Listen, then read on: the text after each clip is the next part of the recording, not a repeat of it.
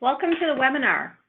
I'm Ann Smart, and you have plugged into Polarities, the Wicked Problems in Family Business.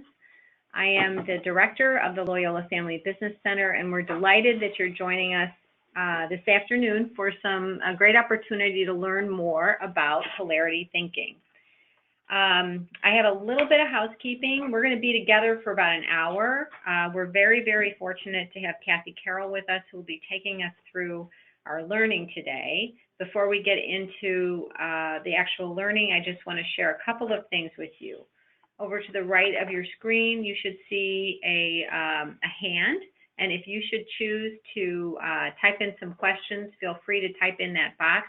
We're going to be collecting those questions, and we will answer them in the Q&A session at the end of the webinar. I just want to let you know also that this webinar is recorded. So if you should have to step away for any reason, it will be recorded and accessible to you via a link that we will send out tomorrow. We will also have it recorded here, so if somebody else in your family is interested, they can also reach out to us, and we will get them the link to the recorded webinar. The concept of polarity thinking is helpful. When Kathy and I spoke about this together and thought about putting up this webinar, we decided it was great to finally have some language to define common situations and experiences that we have in business and relationships and family businesses. I was really delighted that Kathy agreed to lead us through the webinar. She is the founder and president of Legacy Onward, which is a leadership coaching firm that specializes in family business. Kathy's been involved with the Family Business Center for about 5 years. After growing up around her grandfather's business, she pursued a 20-year corporate career as an actuary at Hewitt & Associates and was a corporate executive at Sabre Inc. and United Airlines. She then left to run her father's family business. As president and COO of Pro Equine Group, she was responsible for 5 companies that manufacture and distribute equipment serving the team roping market. She turned the company around and then decided to take all of her vast experience in the space of family business and management and left to start Legacy Onward to pursue her passion to bring leadership and executive coaching services to family business. Kathy is an active member of the community. She serves on the board of Just Born and the advisory board of Alper Services. She's also the Chicago chapter president of the Family Firm Institute and serves as secretary of the ICF Chicago chapter. There's a second page here, and I could read on and on and on, but I think that you'll understand after we walk through this webinar together exactly all the talents and skills that she brings to share with our family business community. Welcome, Kathy. Thank you, Ann. I'm delighted to be here and so pleased you read the bio that my mother wrote for me. No, I'm actually really pleased here to talk about polarities, which are so prevalent in family businesses. And this is a topic that's of great personal interest to me because when I led my father's business, I was challenged in ways that I really didn't understand. And this framework put all that dissonance I was feeling into a context that I could understand. It really helped me develop a strategy to manage the tension between opposites when they both are true. It's also something that comes up in my client relationships all the time, whether it's family business or not family business, but it's a very common leadership challenge, or the framework, the concept of polarities is very common.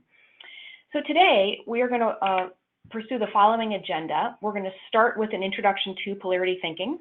We're going to give an example of a universal polarity that we all experience every moment of every day. And then we're going to go into some common family business polarities, especially as they appear in governance and succession.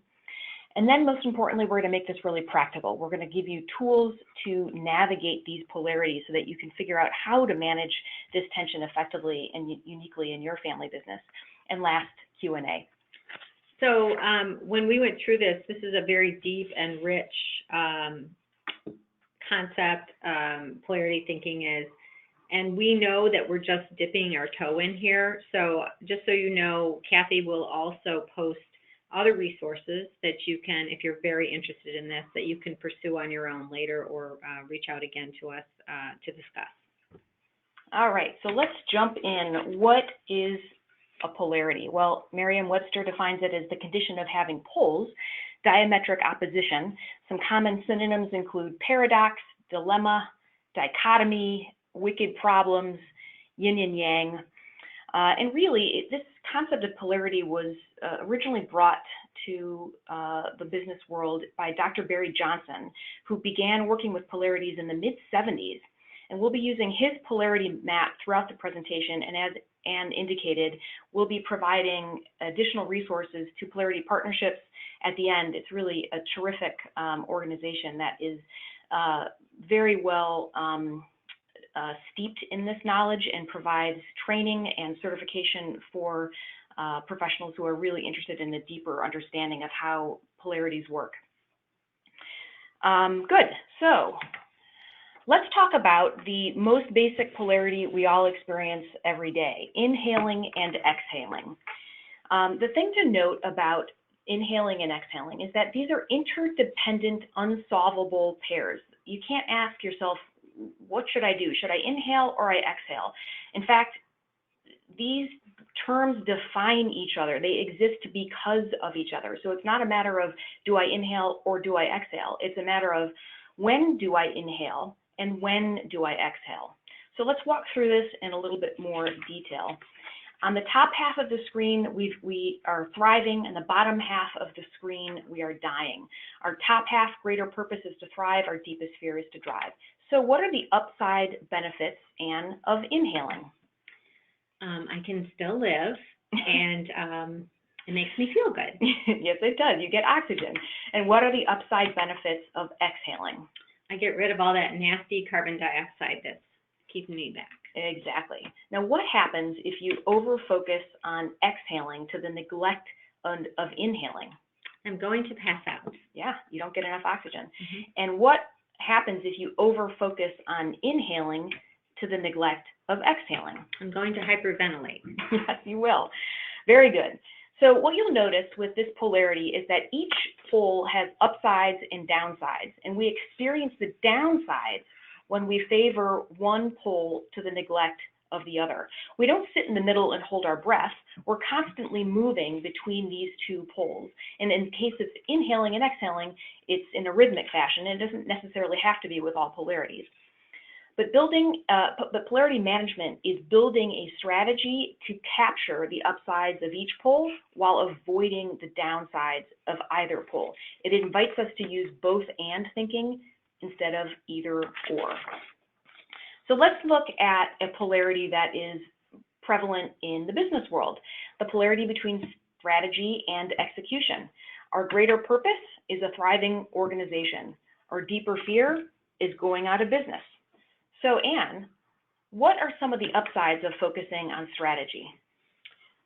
Well, I can be intentional. I'm going to be able to see my plan, go forward, and I will be able to share that with other people so I can take them along with me. What about execution? What are some of the upsides of focusing on execution? Well, I'm absolutely going to get results. I know that, for example, if I have a task force, I'm going to be able to pick 3 things and get them done. Excellent. Now, what happens if we over-focus on execution to the neglect of strategy?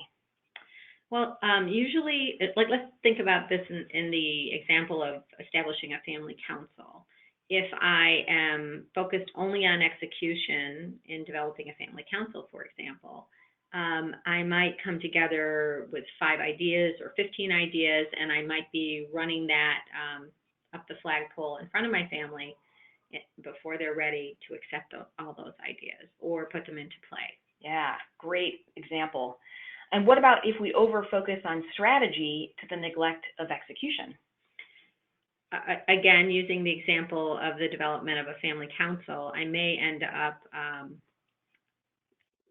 taking some energy out of the room as I sit and talk about what we ought to do instead of getting to work and getting a few things done. If I want cohesion and if I want some unity across the family system, I want to have a few wins. Yeah, terrific. Yeah, so what's so interesting about polarities is that we all tend to have a pole preference. We tend to lean towards one pole over another. And that pole preference comes from one of two places. Either it's an underdeveloped skill, or it's a reaction to the downsides of the opposite pole. So for example, if I have a preference for execution, I might have an aversion to getting stuck in possibility or not taking any forward action. If I have a pole preference for strategy, I may have an aversion to inefficiency, to willy-nilly action that has no intent behind it. Got it. Awesome. So let's take this concept and do a quick verbal polarity between a very common leadership polarity, humble and bold. I love this leadership polarity. It comes up all the time. And what are some of the upsides of humility? Well, it empowers and develops others.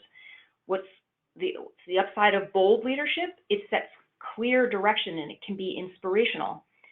What about some of the downsides of bold leadership to the neglect of humble leadership? Well, you can appear arrogant, dismissive of others.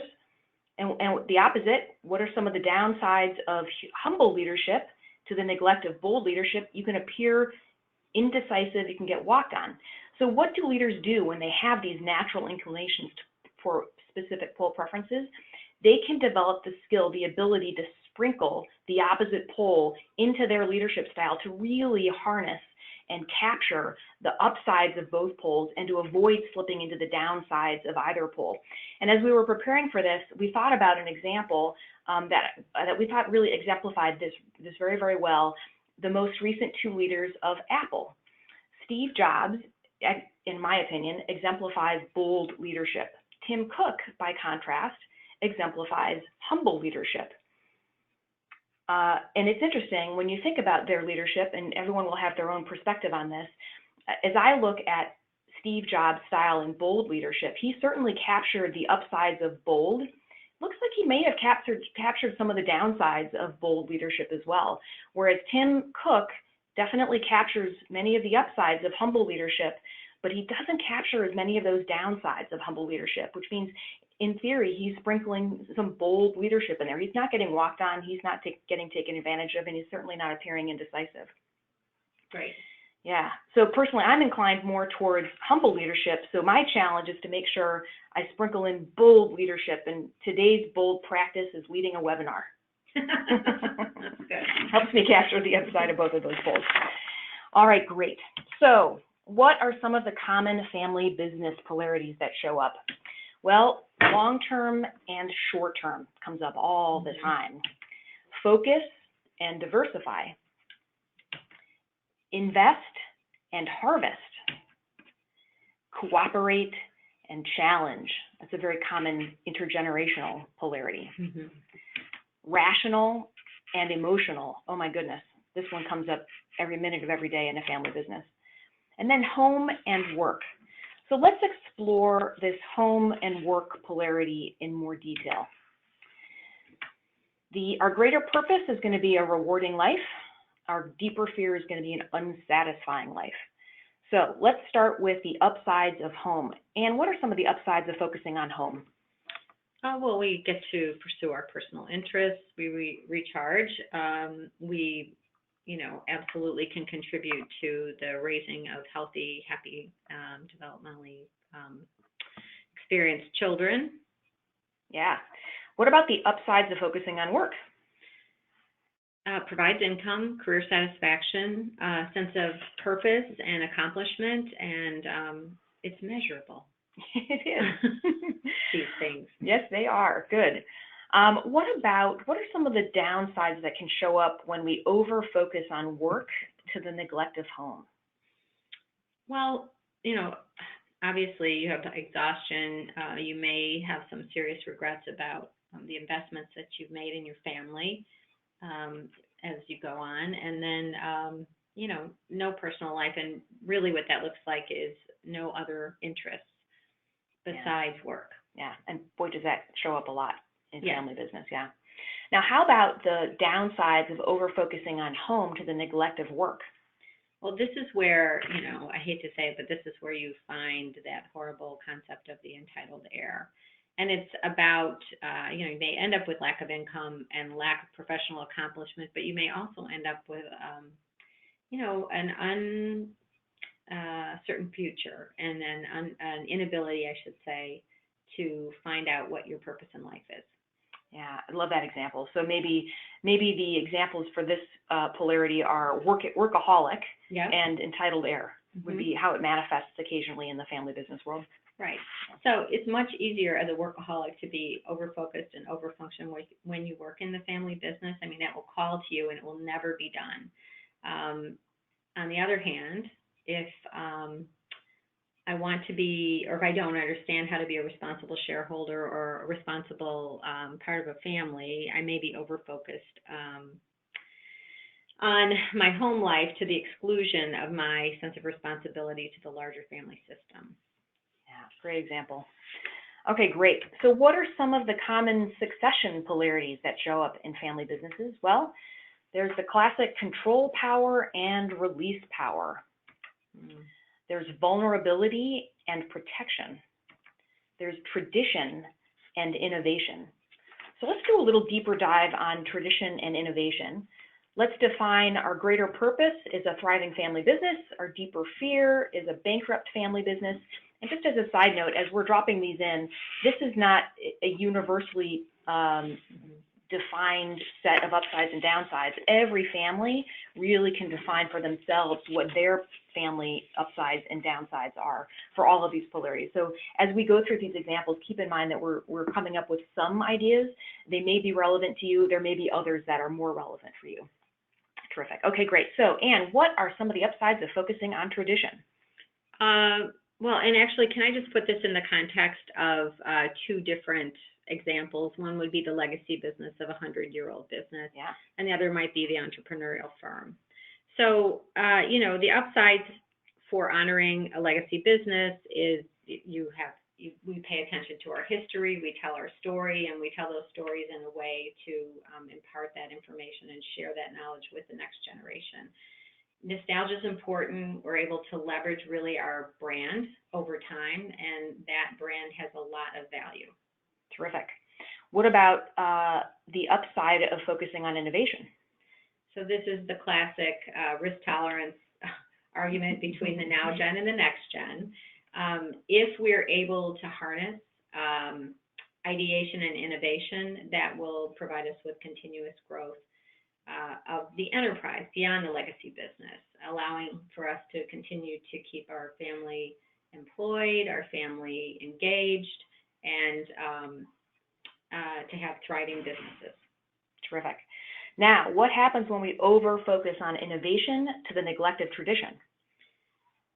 So again, back to the example of where we are in risk tolerance, we might end up trying things that we're not prepared to follow through on. We end up potentially hurting our initial legacy brand, and then there's the risk of the failure is something that sometimes, we'll start out, we try something new for the first time, and then if we fail, we don't try anything new again, which then actually pulls us over to this other part of what happens with tradition. Terrific. So what's the downside of tradition? Well, we don't want to be obsolete. If we don't continue to reinvent and innovate, we can end up with that business that is no longer in business, like, for example, Blockbuster.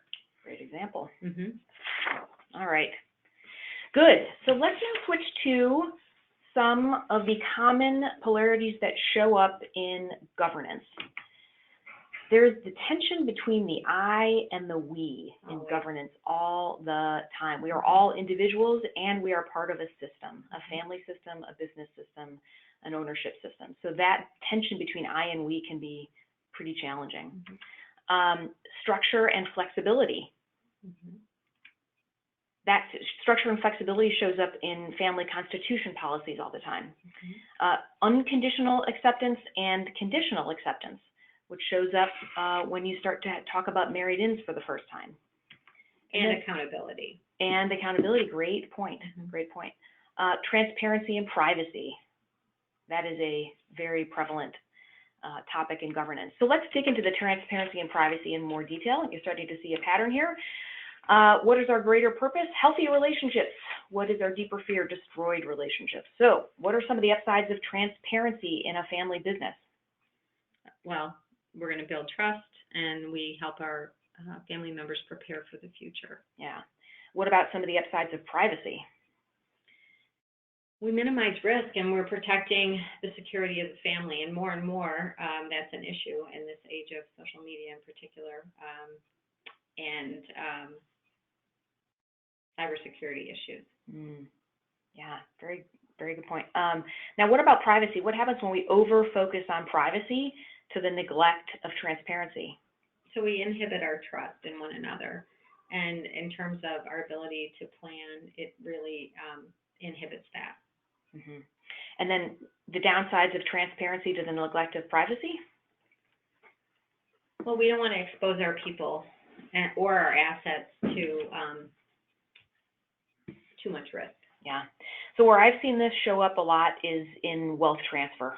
Okay. That can be very challenging for many generations in the wealth transfer process, because the big question is, when do you reveal? When do you conceal? How much do you share? When do you share it? What do you share? Who is sharing it? Yeah. So an example that we often see is you'll have a family with many branches, and each of those branches has a different philosophy about how to share information. And basic financial literacy is part of this. If we provide, instead of saying, I'm going to open up the kimono and I'm going to show you everything that we have, what your responsibilities are to that, instead having a process in place to give appropriate information when people are ready, developmentally and otherwise. Yeah, great. All right, so we've walked through a variety of polarity maps, which is really step one in how to manage these polarities. So we're now going to walk through steps 2 and 3. Step 2 is to assess your leverage. How well are you leveraging the polarity in your family business? And then 3, what can you do to identify action steps and early warning signs so that you know if there's a tweak to your leverage that you need to engage in? So let's go back to the most recent polarity map that we defined, the transparency and privacy polarity. And this is what we're going to do to assess our current leverage. Let's say our goal is to share company information with shareholders. That's the goal that we have for this particular leverage assessment. So what we do is we line up 5 different categories on either side, or in all 4 quadrants here. The 5 categories are almost always, often, sometimes, seldom, and never in the top half, and then they're inversed on the bottom half. I don't need to read them. You can see how they are there. So if our goal, let's say we're in a family business and our goal is to share company information with shareholders, let's assess how well we are at building trust. So this is the upside of transparency, and helping people prepare for the future. Are we almost always building trust and helping people prepare? Are we often? Are we sometimes, seldom, or never? So circle or underline the word on the upper left corner that corresponds. Now, similarly, in the upper right-hand corner, how well are we doing at maintaining risk and minimizing security? How often do those issues show up? Almost always, often, sometimes, seldom, or never. Underline or circle the word appropriately.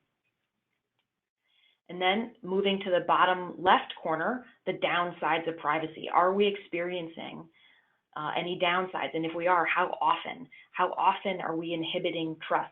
How often are we impeding the next generation's ability to plan their lives? Again, almost never, seldom, sometimes, often, always.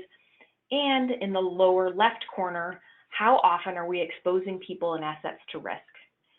Can I just say something, Kathy? Sure. This is actually, the webinar obviously is recorded, but we'll also, if you would like, we can provide you with the slides in the follow-up. And this particular slide is actually a nice little tool that you might even want to take into a family meeting or some other venue, because the idea of saying, am I building trust?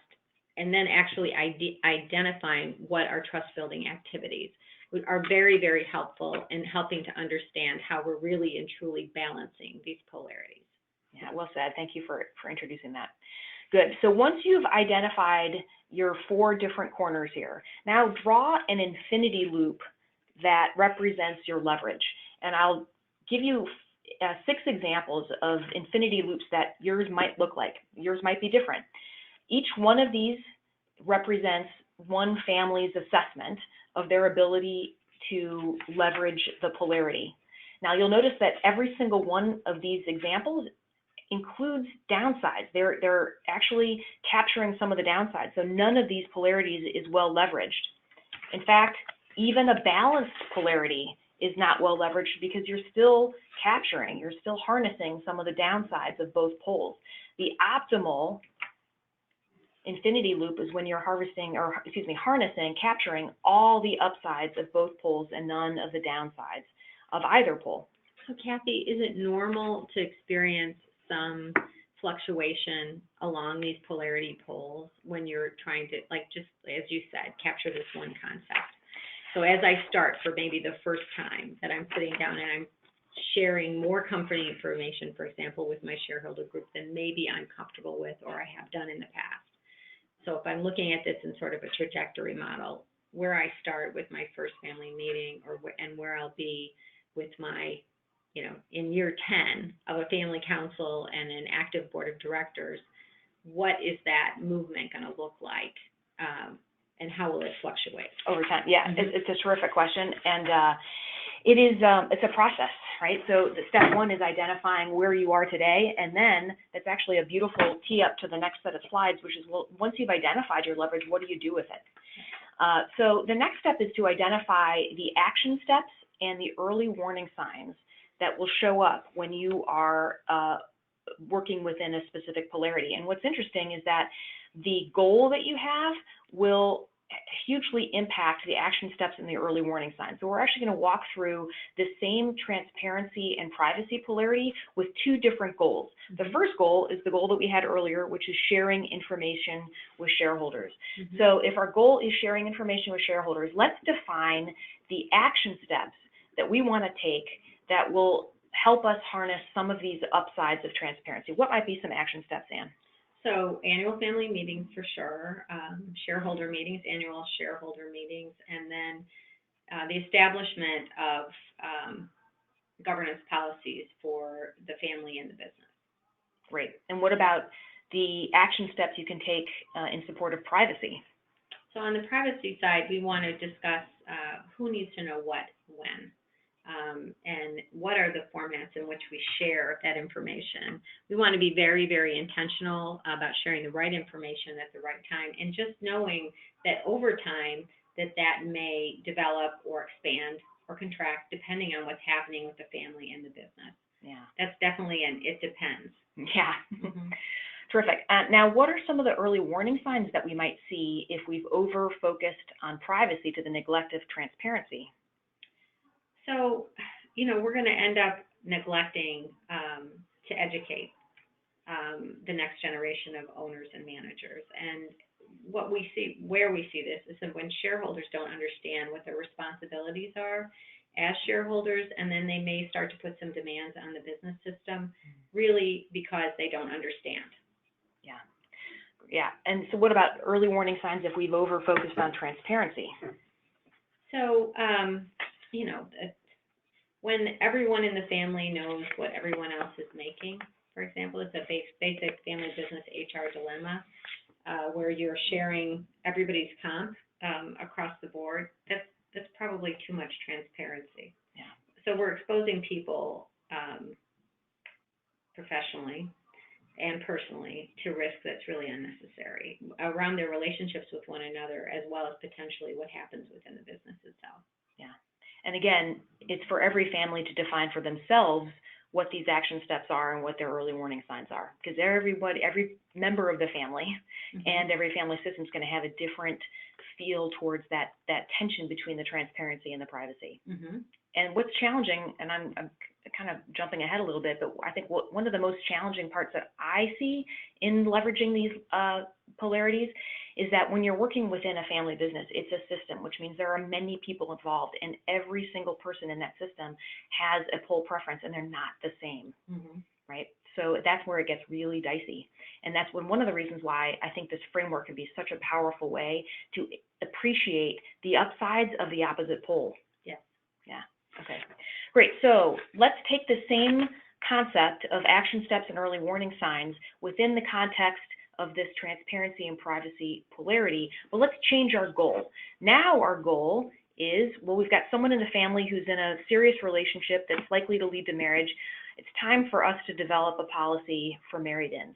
Mm-hmm. What are some of the action steps we could take in support of transparency if our goal is to develop a married-in policy? Okay, so the first place that we start is trying to discuss policy before we have a name attached to it. So whether it's a prenup or employment policy, either way of either of those examples, it's great to have a thoughtful process for helping both the married-in and as well as the folks who are family business members understand the complexities of both the business and potentially the estate. So we like to say, let's have those conversations first with the family members before we're in a situation where we have to make a decision. Yeah. Okay. We don't want to give the prenup the night before the wedding. Oh, really? No, not good. Not good. Not good. All right. What about some upsides or some action steps to take in support of privacy? All right. So we know why we need privacy. We need to maintain security and really minimize the risk of the individuals. But what we want to do is this is a great example of huge polarity, right? That happens all the time. I'm talking about business all the time, or I'm talking about family all the time. So when does business conversations stop? What are the boundaries that we have around that when it comes to at home? If every dinner table conversation is completely about the business, have we gone over too far on one side or the other? So setting some boundaries around that can be very helpful. What about some early warning signs that we're over-focused on privacy to the neglect of transparency in the context of a married-in policy? Well, people are married, they have children, and those children grow up to be next-gen owners and managers. And the opportunity really is by engaging the married-ins in the process and helping them understand what their responsibility is around educating their children. And if we don't do that, or if we don't find a way to communicate in a healthy manner around that, we often see an increase in conflict and a rise in lack of trust. Yeah. And how about when we over-focus on transparency to the neglect of privacy, what early warning signs should we keep an eye out for?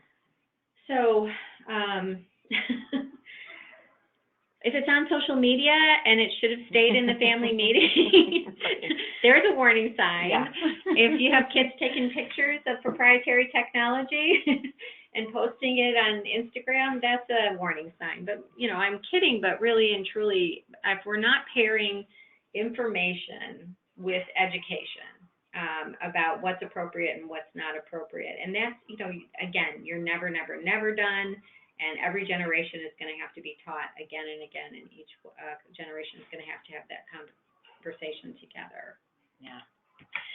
Okay, so what is the ultimate polarity in a family business? Well, it's the polarity between family and business, right?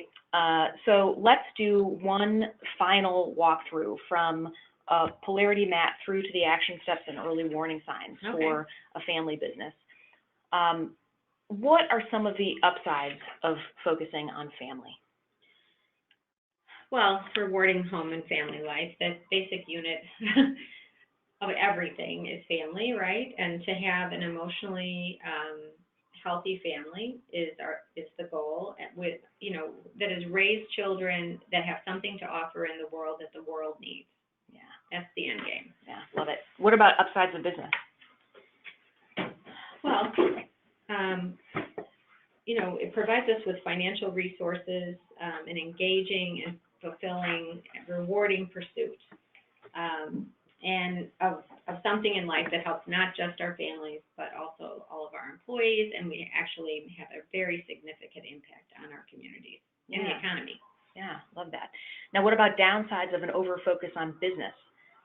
Well, we see family strife, we see emotional cutoffs, divorce, and probably it's just failure to thrive, right? Like you have both um, individuals and systems that are not reaching their true potential. And then what about an overfocus on family to the neglect of business? So overfocus on family, and we see this sometimes when you have something pulling the attention away from the business. That could just be problems within relationships, systemic to generations, generational patterns. But where you end up with is lack of reinvestment in your business because you just can't keep your eye on the prize, and then lack of focus on results, and worst case scenario, the business collapse. Yeah.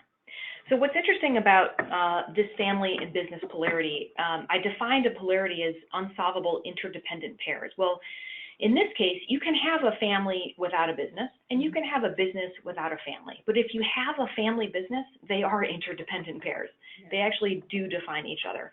And it's a chosen polarity. It's not, it's not one that you choose.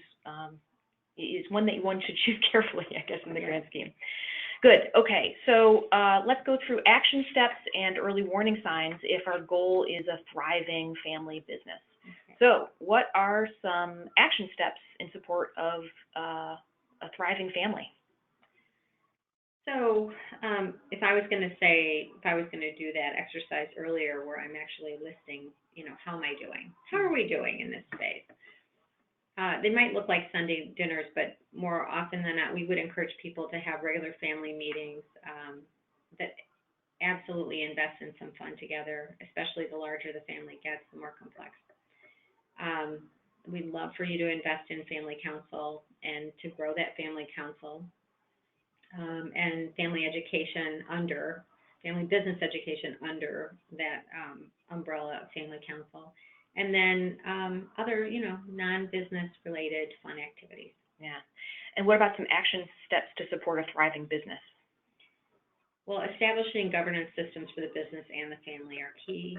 And we know that happens sort of in a trajectory, a developmental cycle. And so, when I would be looking, I'd be checking myself and say, well, we have a family council, but we don't have a family board of advisors, or we have a board of advisors, but we don't have a family council. So there's a nice way to sort of check yourself. Where are we?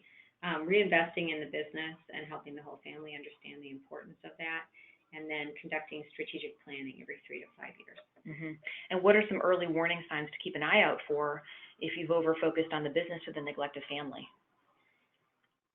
Well, there's definitely warning signs, and usually they show up on the family side, but, the family may be demanding dividends that aren't congruent or appropriate for what the business is paying out. We may not have clear processes for employment within the family business, and then, just the individuals who may be overworked and overstressed. Yeah. And what about early warning signs if we've over-focused on family to the neglect of business? Well, again, failure to reinvest in the business leads to poor business results. And failure to professionalize the business processes, absolutely can have an impact on the individual family members. Okay, yeah. So I'm going to share an example in a second, but before I do, this is our last formal slide before Q&A. So if you have questions, feel free to type them into your chat box, your questions box, and we'll address them as they come in. Good. Okay, so the example. So I actually have a client that I was introduced to. He is a serial entrepreneur. He has successfully built and sold 8 businesses, and he started his 9th business with family. And he found himself wrapped around the axle in a way that he just couldn't understand. So he contacted his coach and said, hey, do you know anyone who specializes in family business?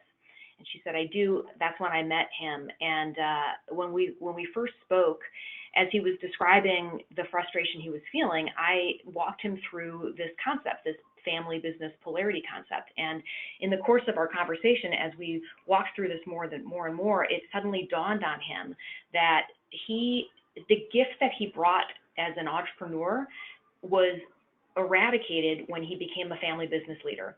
He stopped having the ability to hold people accountable. He found it very difficult to hold family members accountable in a way that he didn't have any problem with earlier in his career. So he was trying to balance this polarity between boss and father. And it was really hard for him to know when he's wearing the father hat and when he's wearing the boss hat.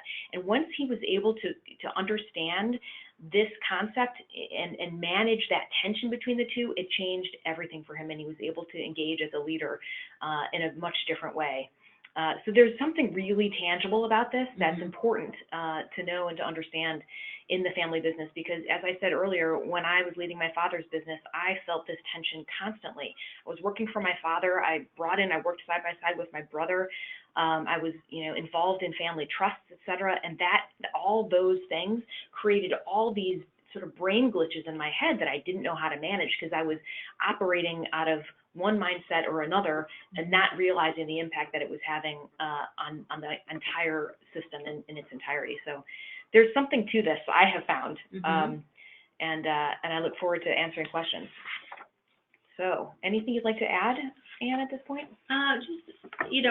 We've gone over a lot of information really in a short period of time, and I think intuitively, as part of a family business, you understand this conceptually, but the how to do it, that focus on what are those warning signs, I think could be a really useful tool. So I'm going to encourage people to download the slides and maybe take those back to your own family business story and start to think about, where do we map out on this? And then I think, furthermore, what are the resources that might be available to me to explore that further? Yeah, well, I'll jump to resources right away. So I highly, highly, highly recommend Polarity Partnerships. Barry Johnson co-founded this, and he's got access to wonderful videos, wonderful tools, wonderful frameworks. And there's also a great video that is about a 25-minute video that walks through a similar concept that we walked through today, and it outlines it in a really nice format. So all these resources will be available in the PowerPoint slides as they get sent out, and I agree entirely. And we went through this very quickly. It can be kind of heady, and to actually make it applicable, you can use some hand-holding on occasion. So if you do find yourself intrigued by this, and you're interested in getting some support, contact the Family Business Center. Anne has access to a ton of resources to help navigate these tricky challenges. Yeah, good. Well, we don't have any questions that have come in, so either everyone's asleep or we've done such a great job summarizing this that we don't have anything else to share. So again, Kathy, thank you very, very much. We did put, it looks like we have a question. Yay. Okay, regarding the hazards of full transparency of family compensation, could you see an exception for a CEO? To share the CEO salary? Yeah, let's assume that's, Mike, if you want to ask that again for clarity, I think let's assume yes. Okay. Yeah. So is this something that the board has discussed? That would be my first question. Is it part of a larger policy that has been vetted with HR at the table, understanding what that might mean? And again, I'm sorry to say it depends, but I would put both of those things in play. Is HR at the table, and have they understood what it looks like and impact it might have throughout the system? Do you have anything to add there? And that the board, of course, is and the compensation committee of the board has actually reviewed this and made a decision together. Yeah, I think that's a terrific answer. The classic coach's response is it depends. Yeah, I know. But I think your answer is great. You have more experience with that at this point than I do, anyway. Good. Other feedback has been very positive, so thank you. Thank you. Yeah. All right. Well, thank you, everybody. With our webinars, what we're always trying to do is give you just a little bit of a lens to look at things differently through, and we'd like to be able to backstop that with other additional resources through the center or through some other resources that we might have. Before I let you go, I want to remind you that we have a really incredible conference on September 29th. We spend a lot of time focused on different segments of the family business population in the delivery of education. So our institutes are directed at next-gen leaders, at teaching people to be responsible shareholders, teaching people to be responsible directors on their boards of advisors or directors. And our in the making for a long time has been a program to address the now generation, the leader, the family business leader that may be looking at their third chapter and wondering what that might mean and what it might hold. So on September 29th, we will have our legacy tools for your next chapter. I'm going to strongly encourage CEOs, presidents, and senior leaders in their family businesses to look at this and think about attending. We have exceptional speakers. We have the great opportunity to listen to FK Day of Schramm Corporation and also the founder of World Bicycle Relief. And he's an incredible, charismatic speaker. He'll be joined by Bruce Boyd, who will talk about his own journey in looking at the third chapter of his career. We'll also have the great opportunity to hear from Dr. Edward Monty, who is an expert on family business, transfer of leadership, and specifically the relationship between now gens and next gens. He has for many years taught in our Next Generation Leadership Institute, and he'll be with us on the 29th to look at it from the other perspective, that of the father or mother who is trying to let go and what do they have to look forward to. And we'll finish up with Judith Kolba, who is going to share with us a way to capture story and history in order to sustain and maintain that important legacy. So that's what we'll have, and we sure hope to see you on the 29th. If you have any questions about this webinar or anything else, you can contact us at the Family Business Center at 312-915-6490 or email us at fbc@luc.edu. Thanks for listening.